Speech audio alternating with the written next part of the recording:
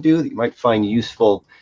Uh, the idea is to write down or just think about it. I actually talk to people who don't like writing things down. You don't have to write anything down, but you could just think about those things that you've missed, those things that you've lost during this COVID time. Write them down and or think about them as a number of things, and then once you've done that, uh, write down why it is that you missed those things. You can use this as a way to start a conversation with yourself about something that's really important to me that I've talked a lot about. We think about it as the absent but implicit in the context of narrative work, but what it's and so those whys then lead to questions about what it says about what you stand for, what matters to you, what you hold dear, your hopes, your dreams, and your desires. That these are the things that you're missing in the context of COVID, and it's a way because so what this does for me, I have done this myself because again, I really hesitate to ask people to do things that I haven't done myself. But the value of this for me is that it creates a larger context in which to witness these things that we've lost in these COVID times. That it's not just about the loss, that loss is then situated in this absent but implicit thing, the idea that there are things that loss there's specific ways that I feel that loss that are about me and that are about my hopes, dreams, and desires, the things that I stand for, the things that I hold dear. And then I get to see those things. Those are more tangible in my life. So it doesn't change the fact that those things are lost, doesn't change anything except that it repositions me in relation to those things.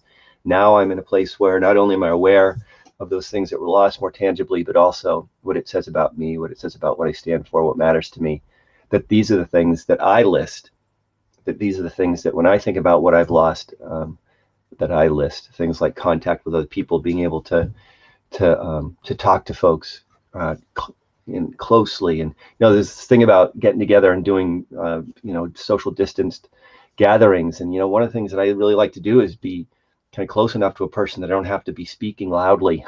And it's hard to do that if you're 6 feet apart with a mask on. And so what that says about what matters to me, what I stand for, what I hold dear, is that I hold dear those what kind of conversation happens when I'm not being loud. What kind of conversation is that when I'm quiet, when my voice is quiet, and when I'm really listening to what that other person says. And I stand for those kinds of conversations because I think, for me at least, they bring so much more to my life. So that's an example of how you might take up something like that, the thing that you've lost, and then what it says about what matters to you, what you hold dear. And because then now I'm in a place, I'm literally in a different place now than I was before, where now I'm like, yeah, this is a thing that matters to me, and it matters to me for reasons that I have articulated now, right in front of you, just did that. And I could expand on that to other things and then link again, those other ideas that are connected to it, and it just becomes sort of a document that I could carry around, either just in my mind or really a real document that I could carry around that talks about stuff that is also really important, is really central to kind of who I am. And you see that I keep flashing this because what I'm trying to do is make it easier for people to be in touch with me. That's my email address, and that's the International Narrative Action Collab website, where there's also a way to get in touch with me through there. But just in case people want to be in touch, because being in touch is an important thing to me too. And I could talk about that, but I'm not going to do that now, because that's it for What's Next with Dr. Joel. Hope everybody's having a great day. I'll be back tomorrow with Back to Basics Sunday.